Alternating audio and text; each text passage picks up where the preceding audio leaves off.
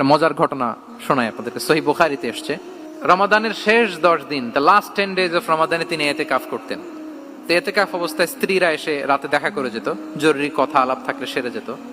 একবার রাতে সফিয়া বিনতে হুয়াই ইবনে আখতাব রাদিয়াল্লাহু তাআলা আনহা আসলেন, ওনার স্ত্রী।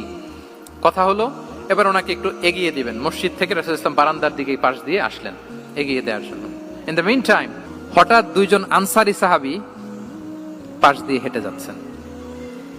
রাসূলুল্লাহ সাল্লাল্লাহু আলাইহি ওয়াসাল্লাম আম্মাজানকে বিদায় দিবেন এখানে, হঠাৎ করে তিনি আওয়াজ করে বললেন, আলা রিসলিকুমা, এই দাঁড়াও। ওই সাহাবী দুইজন রাসূল সাল্লাল্লাহু আলাইহি ওয়াসাল্লামের সাথে কে এটা টের পায় নাই, বুঝতে পারে নাই। বোরকায় আবৃত কোন এক নারী দেখে রাসূল আর ওই নারীকে দেখে তারা আরো দ্রুত গতিতে হাঁটতে শুরু করে দিচ্ছে, আমরা চলে যাই এখান থেকে। দেখেন রাসূল সাল্লাল্লাহু আলাইহি ওয়াসাল্লাম নিজের অবস্থানকে ট্রান্সপারেন্ট করার জন্য বললেন, আলা রিসলিকুমা, দাঁড়াও। দাঁড়ালেন। তখন রাসূল সাল্লাল্লাহু আলাইহি ওয়াসাল্লাম বললেন যে, ইন্নাহা উম্মুকুম সফিয়া, আমার পাশে যাকে দেখতে পাচ্ছ বলে দেয়া ভালো যে সে কিন্তু অন্য কোনো নারী নয়, সে তোমাদের মা উম্মুল মুমিনিন সফিয়া।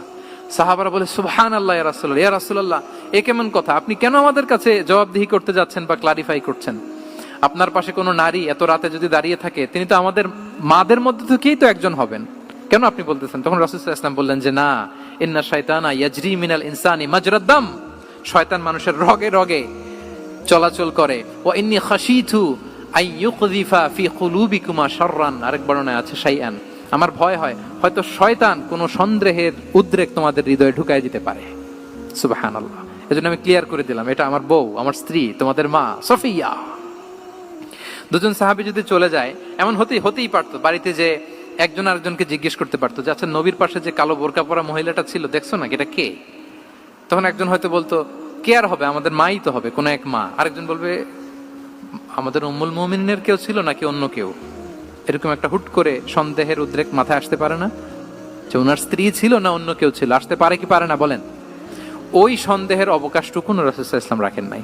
উনি বলে দিলেন যে এটা তোমাদের মা, এটা সফিয়া। এই সন্দেহের অবকাশের কোনো সুযোগ নাই।